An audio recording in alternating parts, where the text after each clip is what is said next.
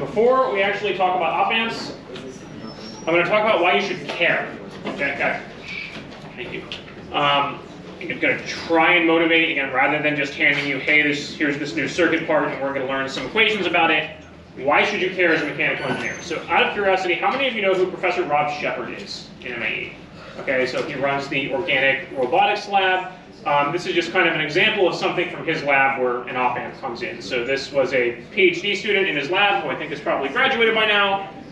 Got a cool paper on the cover of Science Robotics, right? So if you want to go into academia, like making the cover of a journal is kind of a big deal, especially, so this isn't, there's just Science, like the main journal, and then there's kind of sub-journals like Science Robotics. So making the cover of Science Robotics as a grad student is a pretty big deal, right? And this is this project in Professor, and there's the link to the publication, project in Professor Shepard's lab, looking at how do you measure the deformation of highly deformable materials, right? So you all took, most of you took 3270, and I think someone told me they actually no longer do a strain gauge lab in 3270. Is that correct? Did you guys use strain gauges in 3270 or no? You did?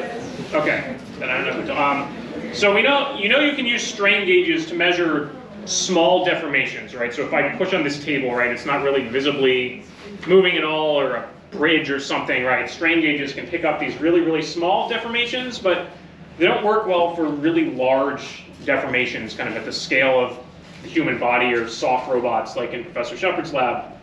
So they came up with this cool technology using optical fibers, where you have kind of a fiber optic cable with an LED shining through it, and then these other cables really close to it, and when it deforms and they touch, some light jumps the gap, or jumps kind of the interface between the cables, and then you can detect that light output to say, like, okay, this is the part of this thing that's bending. So there's a very mechanical engineering, kind of structural and solid mechanics side to this. But if you go read the paper, eventually there's a figure with an op amp in it. Okay, there's this little triangle symbol here that we're going to talk about today is an operational amplifier, and what it's doing in this circuit is converting the light from this cable to something that you can measure with an Arduino. Okay, so the kind of motivational pitch here again is that you're not electrical engineers for the most part. The design of this circuit is not the main point of the paper, but the grad student who wrote this paper had to know how op amps worked. Okay, if you want to go to grad school, you want to work in a robotics lab, you should probably know what op amps are. Okay, and we see there's capacitors and resistors, and we haven't talked about diodes yet, but this is just very related to kind of sensors and signal conditioning and converting signals from the physical world into stuff you can do computation with. Okay, so that is the motivational pitch before we get on to the more boring part about the equations. So what is inside an op amp? So it's kind of this weird triangle symbol, right? And we'll talk about this more in a minute. With resistors, for example, it's kind of clear that the resistor symbol is this little zigzaggy thing with two leads, and a physical resistor is this little cylinder-shaped thing with two wires. So you can kind of make the mental connection between the physical resistor and the circuit diagram symbol. The op amp symbol is an abstraction of a lot of other stuff going on inside. Okay, so this is actually the picture I showed on the first day of lecture, where I said we are not getting into this type of circuit in this class. That is way out of our depth.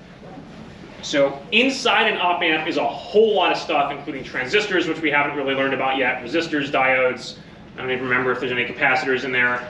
We are just abstracting all of that to this kind of magic happy little triangle.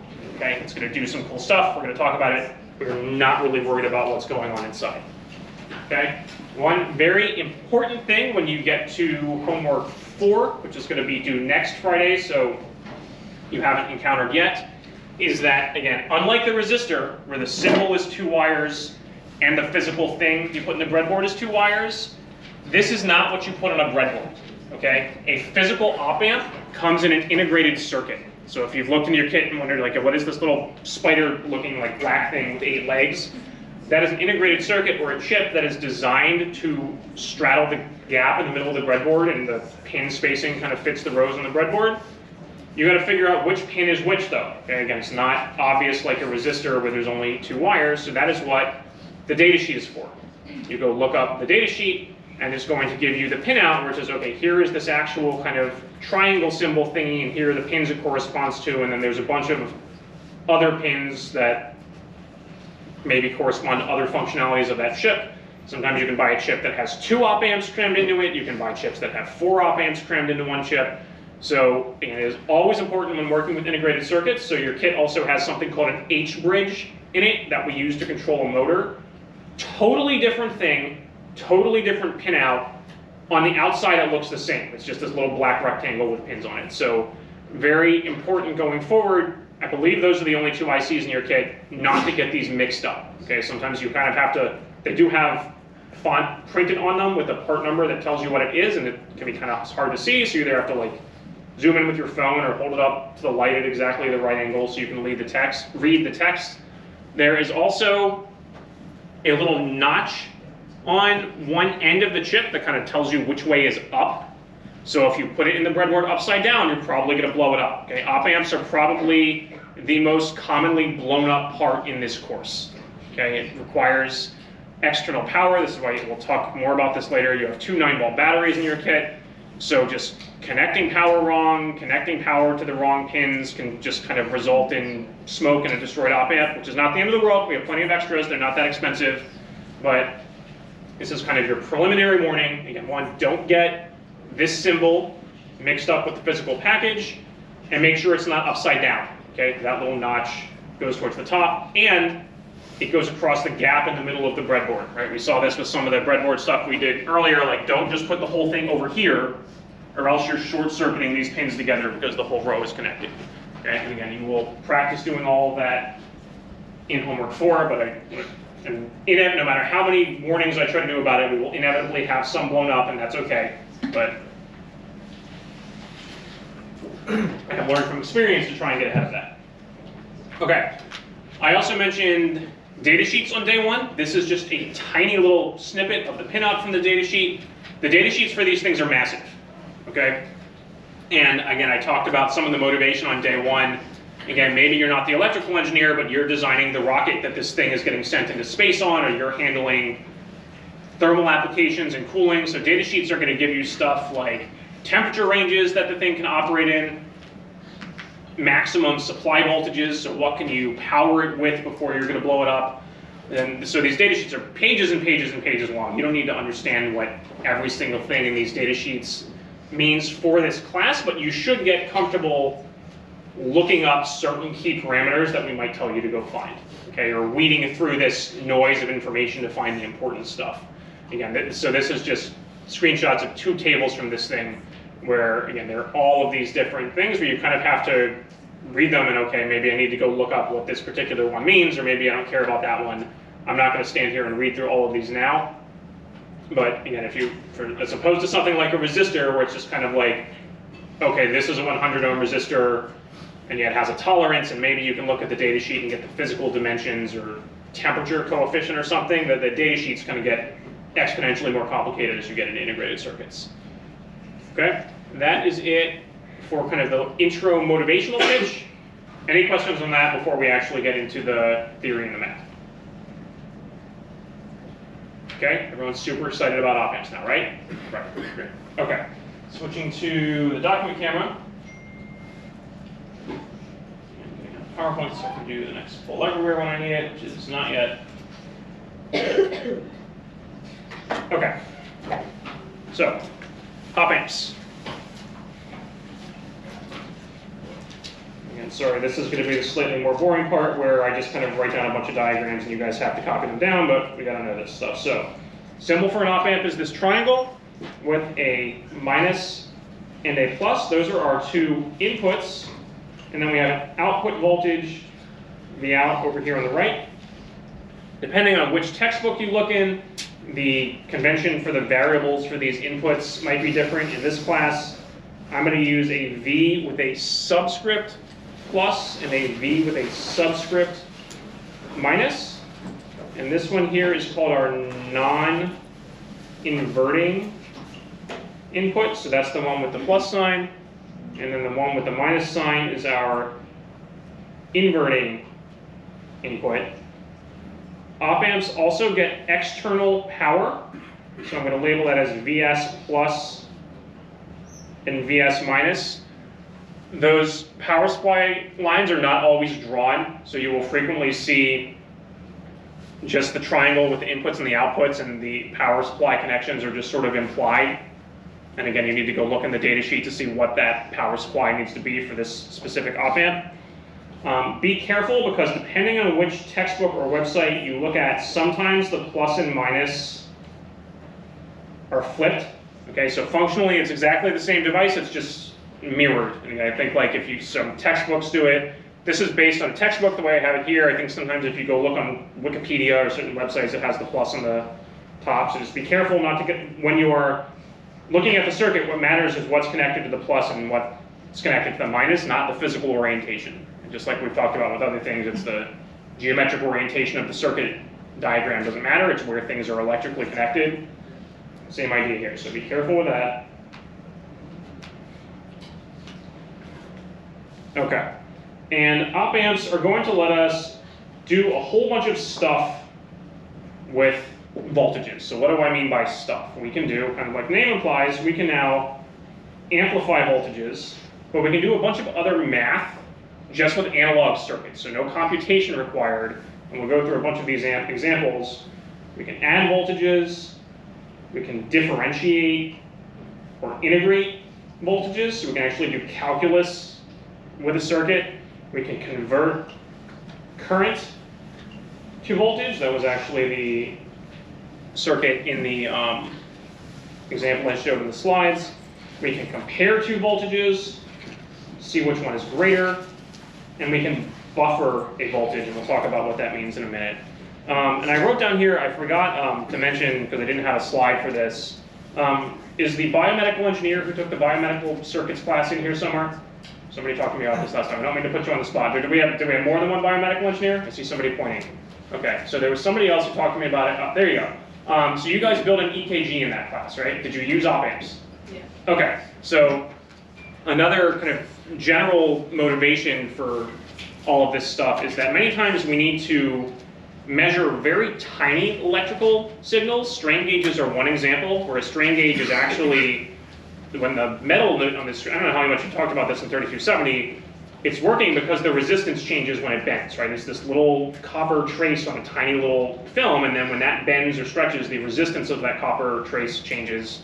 You make a voltage divider, so the voltage changes, but that voltage change is really, really small, right? So you can use an operational amplifier to make that voltage bigger so you can measure it with something like an Arduino. Same thing with an EKG. You have these electrodes on human skin, and there's very tiny signals or voltage differences between different areas on the human body. So tiny that you can't just measure it. So think of an op amp kind of like, this is a bad analogy, but like a magnifying glass, right? Like something that lets you see that tiny signal so you can actually look at it on an oscilloscope or with a microcontroller. So I think that the EKG is just another example maybe for the biomedical people as opposed to the mechanical and civil people. Yes? What does the current to voltage line mean again? Sorry, current to voltage, it's converting a current to a voltage. So your multimeter can measure both voltage and current, right? Something like an Arduino can only measure voltage. The Arduino cannot measure current directly. So if you have a current, which was, I'm not going to pull the slides up again, but the sensing mechanism with a photodiode, which we didn't talk about in that paper, it's actually measuring, the deflection is generating a current, not a voltage. So to then measure it with the Arduino, they have to convert it to a voltage first. And so this is just, we're going to kind of draw out the circuit and the equations for each one of these. So we'll talk more about that either today or next time, depending on how far we get.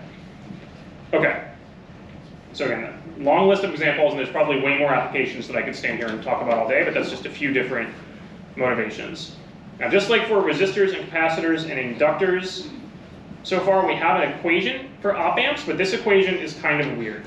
Okay, so the equation for an op amp is V out equals A, which is our gain, which is some constant, times V plus minus V minus. So a gain times the difference between those two input voltages. And for an ideal op amp, we have a couple assumptions about the behavior that kind of let us model the circuits. So, yeah.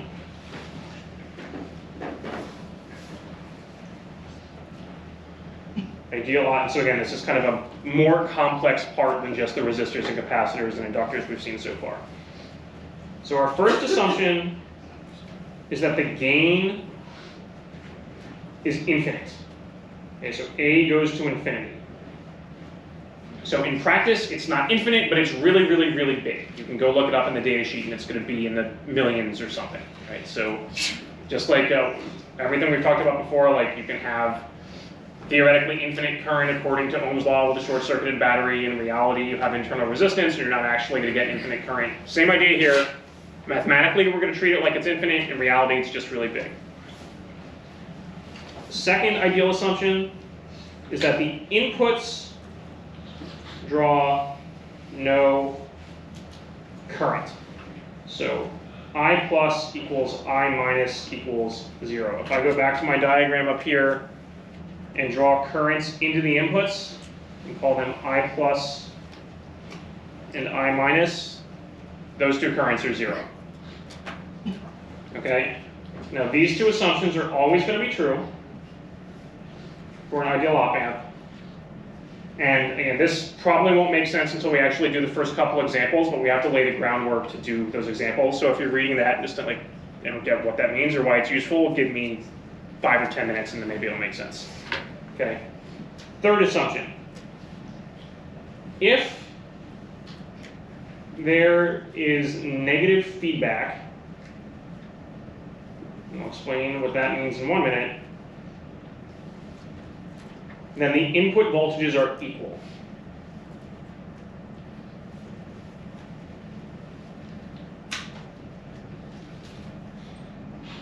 Okay. So if there is negative feedback, then the op-amp, all of that internal stuff I showed a screenshot of, the 24 other circuit components inside the op-amp, if there is negative feedback, then the op-amp is going to do whatever it can to make sure those two input voltages are held equal to each other. Again, we'll do an example for this in 1 second. So that one is only true with negative feedback, which you took system dynamics, so maybe this will look sort of familiar, means we have something providing feedback from the output to the input. So I've looped something back around, and what's in that? We're going to see a bunch of different examples of what can be in that box, like a resistor or a capacitor. Okay, but so up here I have no feedback, right? The output is not connected back to the input at all. Down here I have negative feedback, not positive feedback. Okay, so again, thinking of hopefully having talked about negative and difference between negative and positive feedback. In system dynamics, negative feedback is stabilizing, right, or keeping something at a set point, as opposed to positive feedback causing something to increase. So the negative feedback allows the op-amp to keep those two voltages equal to each other. And that is going to enable a whole lot of really useful stuff. Okay, let me pause there for a minute to give people time to copy that down, or any questions on the assumptions so far. Yes? I'm a little confused what you mean by what would be in that box that you drew with the... So a circuit element, like a resistor, a capacitor, or an inductor. I drew the question mark because it could be any of those three things or a combination of them. It could also just be a wire. There could be nothing. The point is that the output is connected back to the input electrically somehow. And if there's a negative feedback, what would that mean? Like a negative voltage difference, a negative current? Like what kind of... What would So the question was, if there's a negative feedback, what does that mean? Negative feedback in this context just means that the output is connected back to the inverting or negative terminal, as opposed to positive feedback connected to the positive terminal. We will see what kind of the mathematical result of that is with an example in a minute. So again, I think just writing these down, it's just kind of weird until you actually see what it can do. So give me like 5 minutes, and then maybe that'll make more sense. Okay. Question? Any other questions? Again, I know this is like the first time you're seeing this is conceptually kind of like a what the hell moment. Yes. For the second point, inputs draw no current. What is the second I in front? Oh, sorry, that should be an I minus. So I plus equals I minus equals 0. So both of the currents into these inputs are 0. Thank you. Okay. Other questions on kind of the initial diagram or the assumptions? Okay. I'm going to slide that up a bit and see if I can fit. Beginning of page 2 here. Actually, it's kind of annoying to write on. So, first, super simple example we're going to do. Okay, so let's say we take an op amp, my plus, my minus, my V out over here, and I am going to connect some source voltage to the positive or non-inverting terminal. Okay? And then all I'm going to do is provide negative feedback just with a wire. I'm going to connect my output back to my input. Okay, and I just, for all of these op-amp circuits, my goal is just going to be to figure out, okay, what is V out? Okay, so what's the circuit doing? I'm just kind of going to walk through it and check off if my assumptions are met, and then try to figure out if I can find out what V out is. Okay, so I have my source Vs is just connected directly to this input, right? So I know the voltage there has to be Vs. Okay, I have negative feedback, and if I go back here, look at my assumption again. If there is negative feedback, then the input voltages are equal. Okay, so I have negative feedback. That means the op amp is going to do whatever is required to make this voltage equal that voltage. Okay, so the voltage there is just also equal to Vs. Okay, that voltage is just connected directly to the output with a wire, so the voltage there is also equal to Vs. Okay, so the answer here is just V out equals Vs. And you might look at it and say, okay, that is stupid, you did nothing. But what happens if I put a resistor here? Call that resistor RL, it's a load resistor attached to the output of the op amp. Does anything I just did change? Does this equation now depend on RL somehow? I see some head shaking. No, right? The op amp is buffering or protecting the input, whatever my source is, right? So we saw this earlier in the semester. If I just have a voltage source and I attach a load resistor to it, well, this voltage source actually has some internal resistance, so the output voltage is going to drop when I attach that load resistance, right? If I do this with an op amp, for an ideal op amp, a practical op amp is not perfect, but it's to be better than just the source, then attaching that load doesn't affect the source at all. So this is therefore called either a buffer or just a voltage follower. It's kind of two different names for the same thing. Where if you have some source signal, probably not a battery, but something like a sensor that is outputting a voltage, and you need to measure it either with a microcontroller or a multimeter or something, right? And we talked about multimeters. An ideal multimeter doesn't have infinite resistance. It has some very high but non-infinite resistance when you're measuring the voltage, right? Attaching that loads the source and makes the voltage drop a little bit. But you can use an op amp which has its own external power supply, which remember I didn't draw here, but there's that external power supply attached. So the op amp lets you keep that voltage stable independent of this load resistance. If this load resistance is fluctuating for some reason, or again you need to connect measurement equipment, then now you have no dependence on RL. So that is kind of the simplest application of just an op amp with no additional external components. Okay, so again, hopefully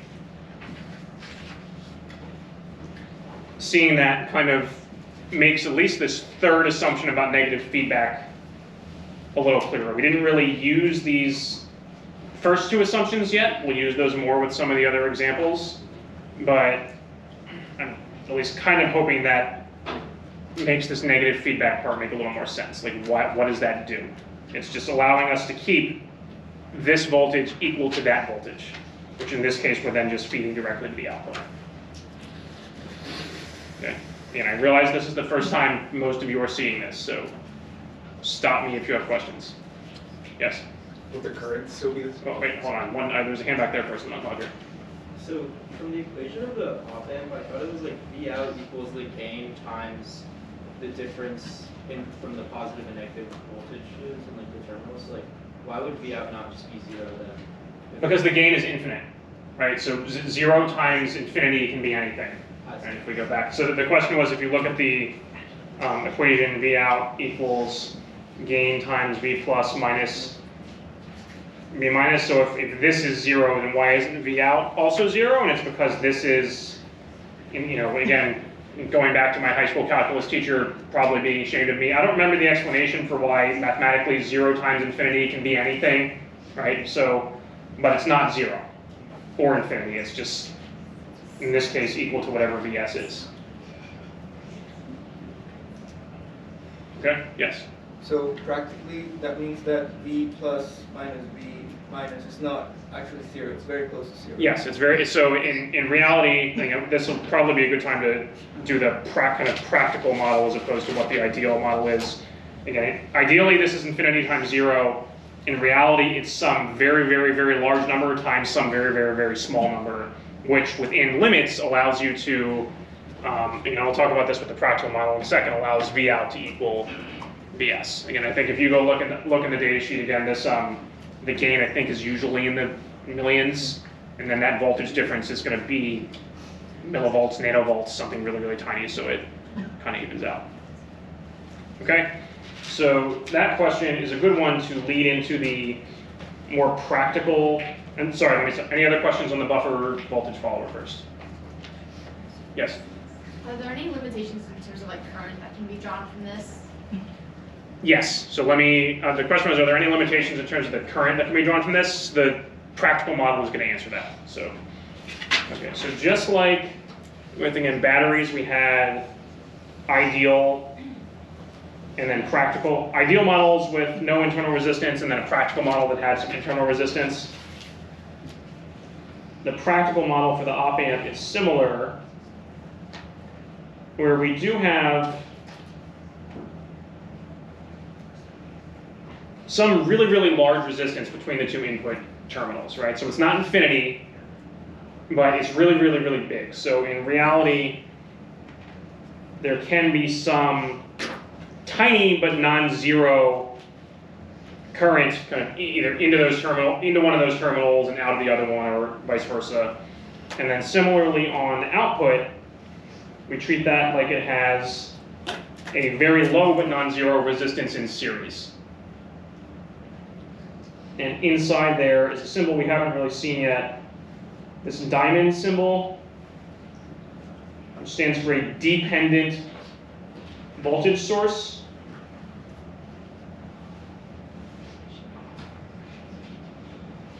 Yeah, so rather than just being a constant voltage source, that's a voltage that depends on some equation, which again in this case is our gain times V plus minus V minus. So that's going to have its ideal voltage, but then there's going to be a little drop over this resistor.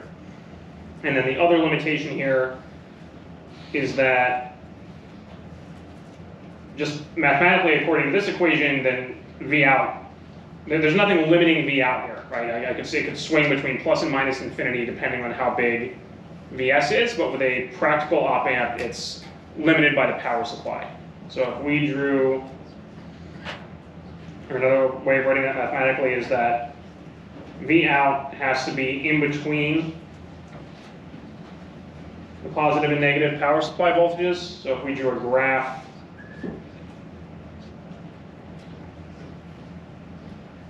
of the ideal V out and the actual V out, where here is Vs plus and here is Vs minus.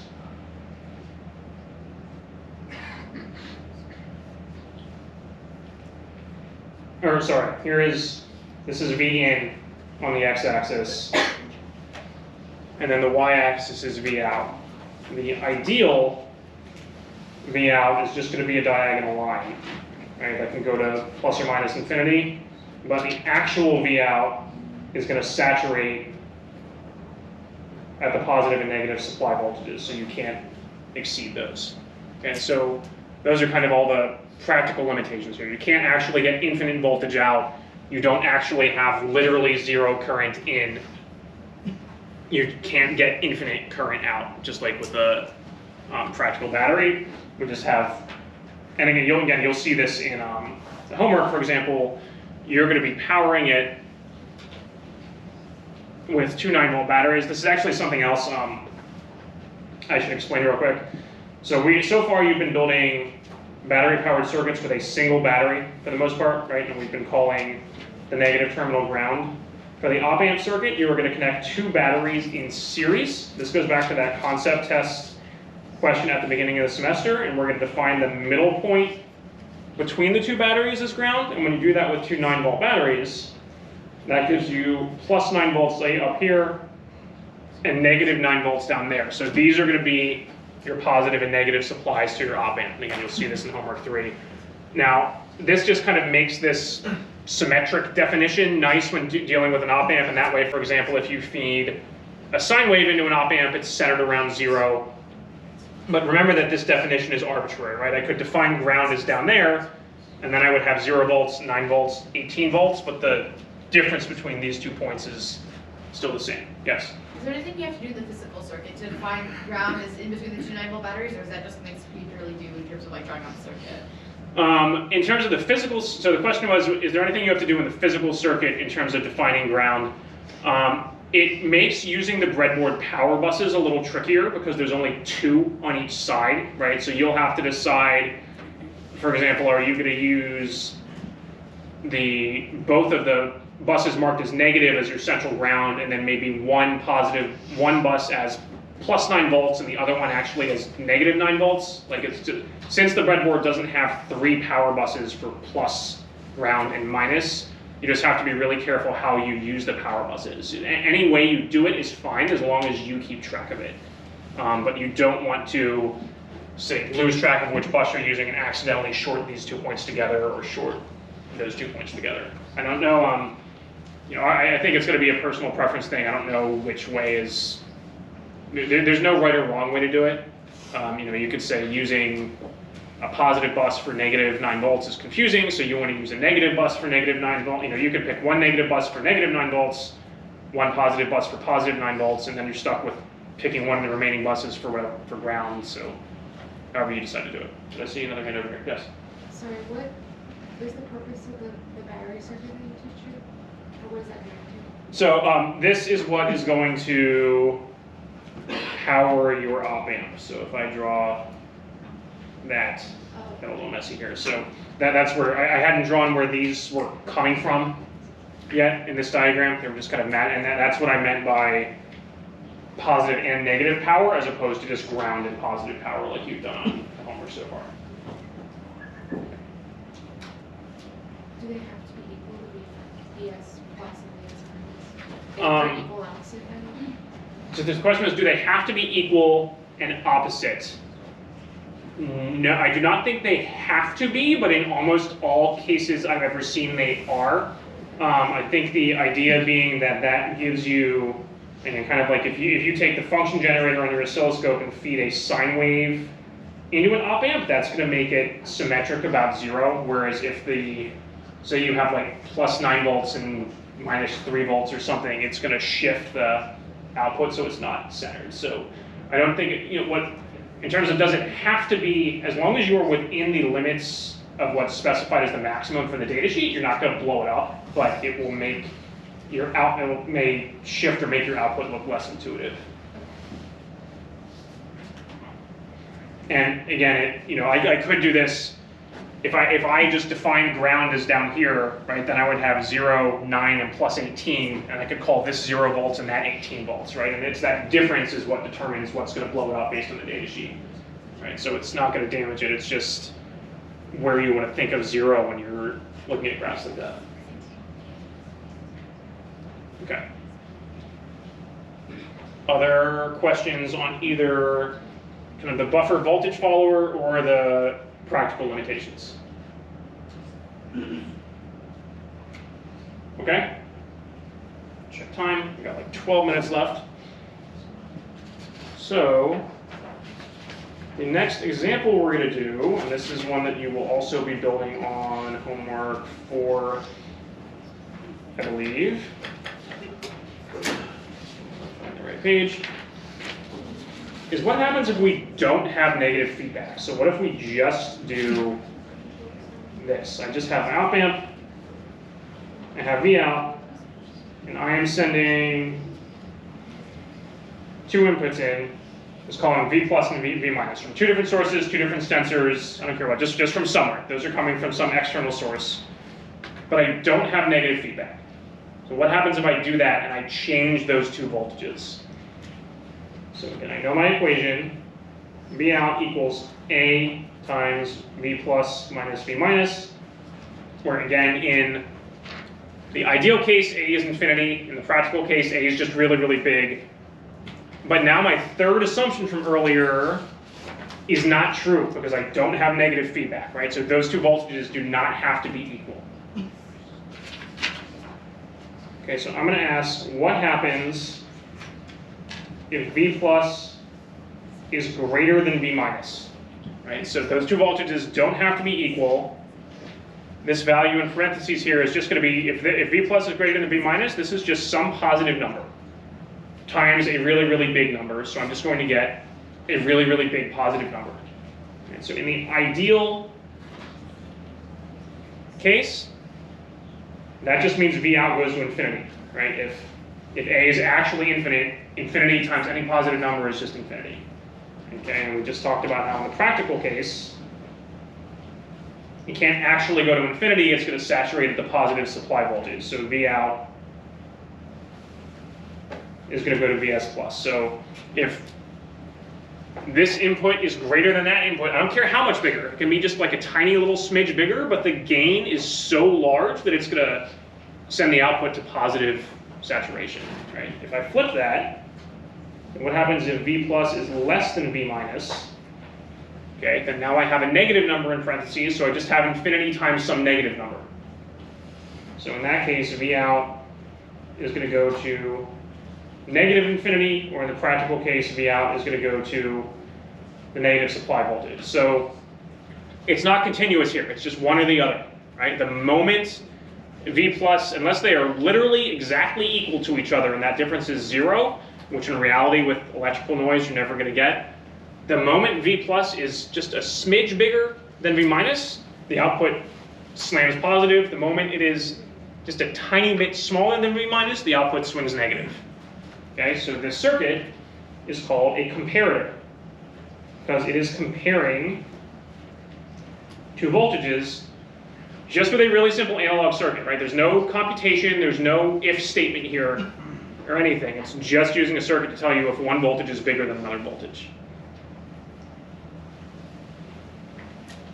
Okay, so those are kind of our two simplest applications of op amps where we don't really have any external stuff connected. I'll get to you in one sec.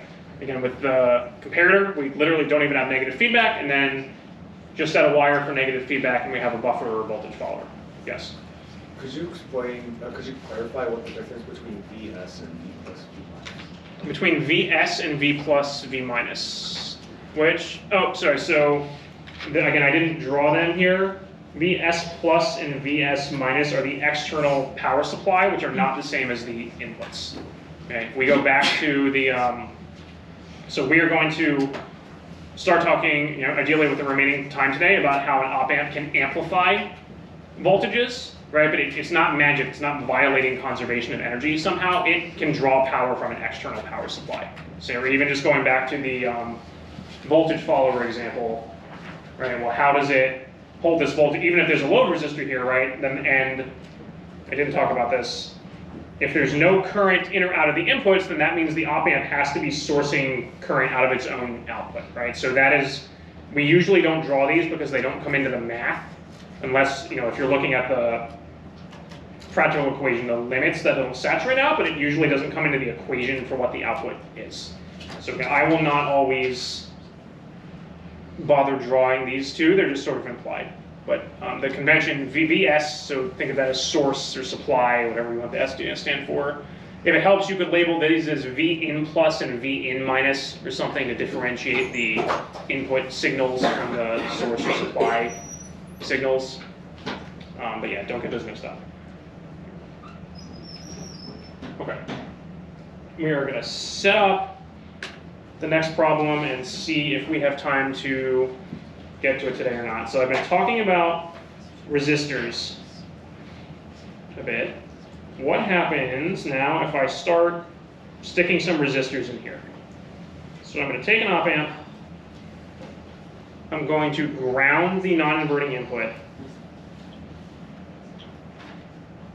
I'm going to put a resistor RS in series with some voltage source ES, so I don't have negative feedback yet, but now I'm also going to attach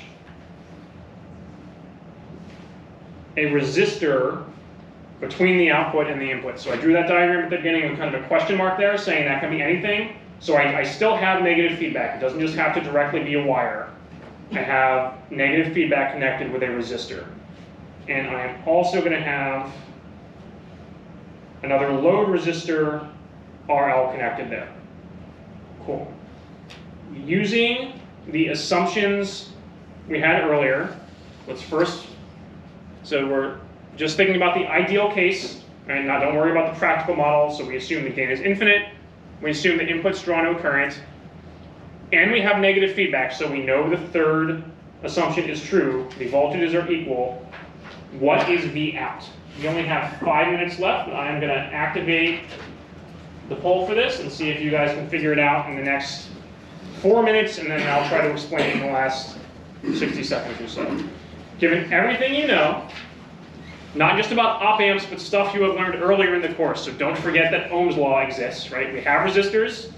Ohm's law applies to resistors. It doesn't apply to other things.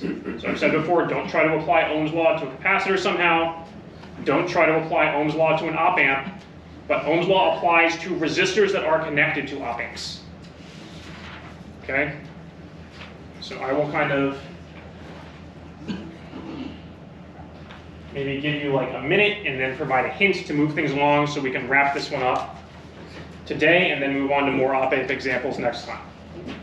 So, the very first hint, remember we have our assumption, we have negative feedback, so these two input voltages must be equal. Well, this one is tied to ground, okay, so I know I have to have 0 volts there. If these two inputs are equal, then I also know I have to have 0 volts there. Okay, so think about, remember your goal is to find an equation for V out.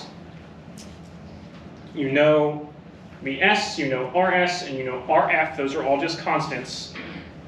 Given that, knowing that you have 0 volts there, can you find an equation for V out?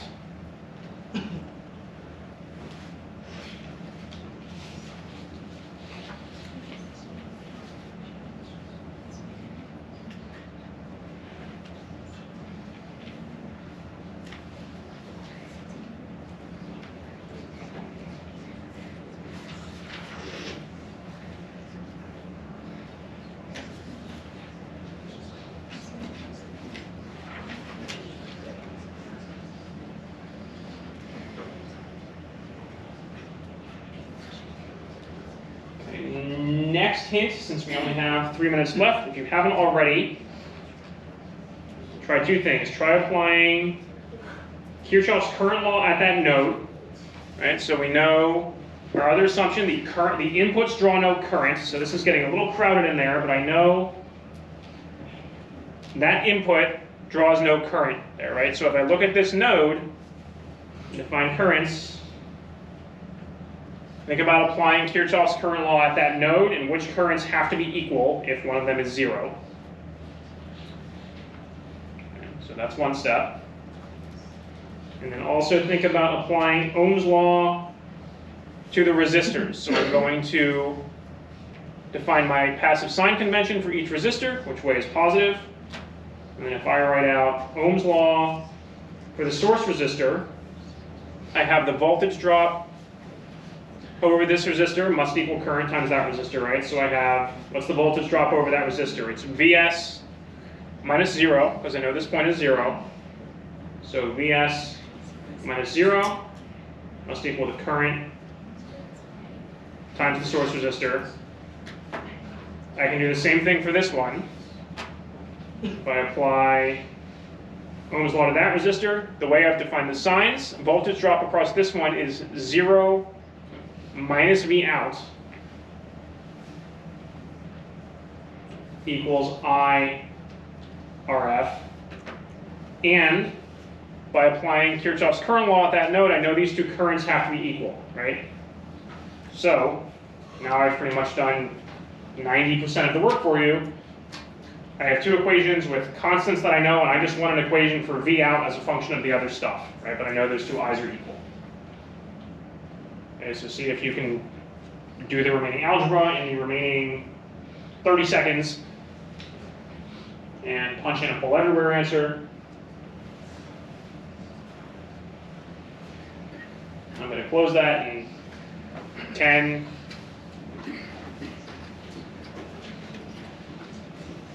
5, 4, 3, 2, 1. Deactivate. The correct answer, which 72% of you got, was C. So you'll get V out equals negative RF over RS times VS. That is why this circuit is called an inverting amplifier. So give me 1 second before you pick up the chatter. I know I don't usually like to run over time, but I want to finish explaining this. So it is inverting. There's a negative sign there. But I can also amplify the magnitude of the output by choice of the resistors, right? So if I pick RF to be bigger than RS, I can make the output bigger.